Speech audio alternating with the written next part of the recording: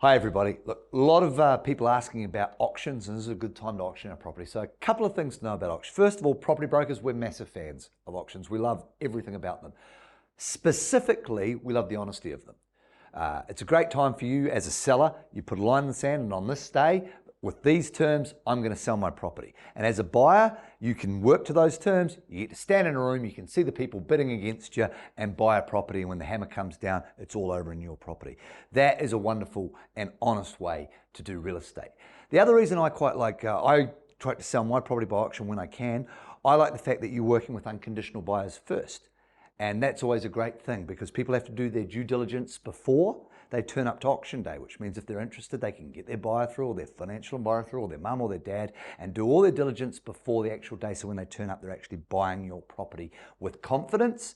And for you, when the hammer comes down, you know your property's sold. You don't have to sit there for days or weeks or months wondering while people work through conditions, which is a wonderful thing.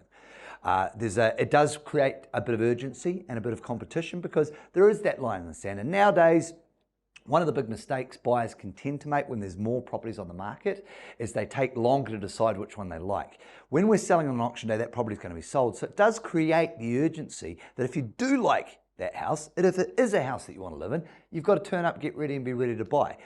Ultimately, that works for everyone. Sometimes buying a house is a bit like trying to surf through Netflix. There's just too much choice, so you can't choose anything.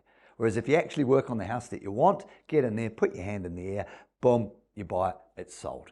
Now, if properties don't sell at auction, you can always go to another method of sale, work with conditional buyers. It's basically like first chance you're trying to get first class buyers, second chance you can work with the second class buyers who can work there and everything like that. So it's not limiting anything for people, it's just limiting your time frames around those things. And that gives you lots of options and lots of ways to take your property to the market.